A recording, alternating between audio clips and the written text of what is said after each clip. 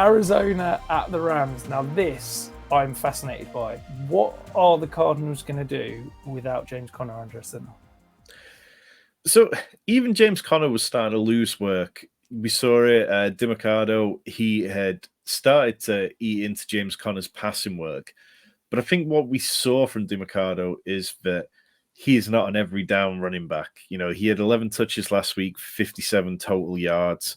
He had a touchdown, which got him up to 12 PPR points total, but it wasn't particularly impressive. Obviously, that was against a tough Niners team. The Rams are not an incredibly tough defense, but they're not a bad defense. They're not as bad as we probably expected them to be.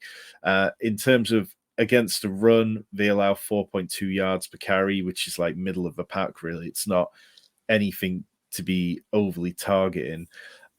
So I think DiMercado mixes in. I think Keontae Ingram mixes in. I believe they have Damian Williams on the practice squad as well. It wouldn't be surprising to see somebody like him mixing in, because I don't think, unless I'm wrong about DiMercado, I don't think they've got one running back who can take all the work.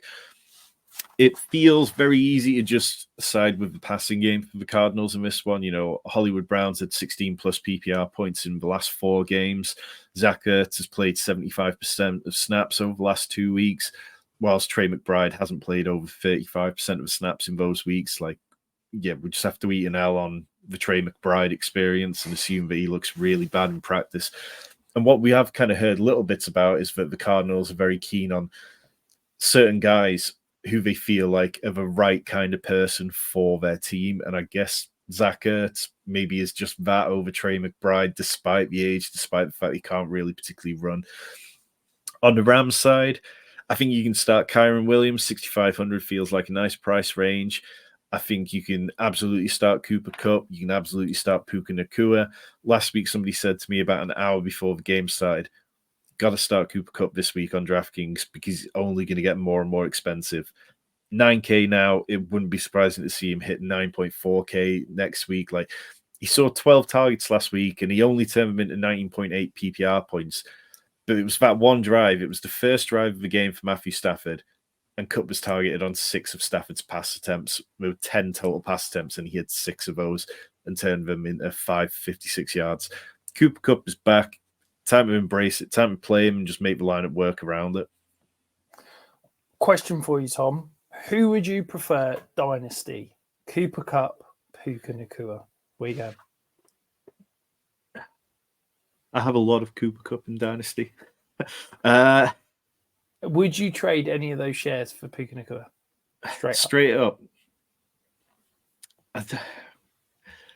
I don't think I would, because I think when you've got Cooper Kupp on your roster, I think it automatically makes you into a contender. There are very few rosters I've got Cooper Kupp on where I feel like I can't contend this year. So Puka has been incredible, but he's the kind of piece that you should be looking like.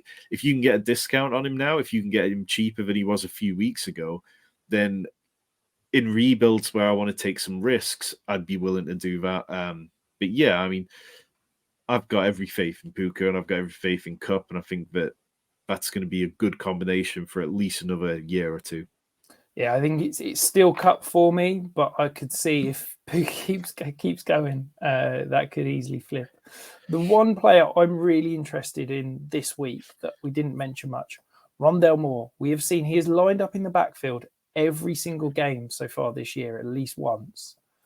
Could we start to see some more Rondale Moore touches out of the backfield in some interesting scenarios with James Conner on the bench? Absolutely. And I think, Evan Silver have established a run for a few years now, has talked about how he thinks that running back could actually be Rondale's best position if he was used in a limited role rather than, expecting him to go out there and get like 20 touches or whatever. In terms of his price point on DraftKings this week, you're talking about 3,500, which is an absolute freebie. I think he's probably going to get rostered less than 1% across the large tournaments. So I would be very comfortable putting him in as a bring back on Rams stacks if you're looking for a way to get very different. I think, it's at 3,500, it's very easy for a player to pay off like that.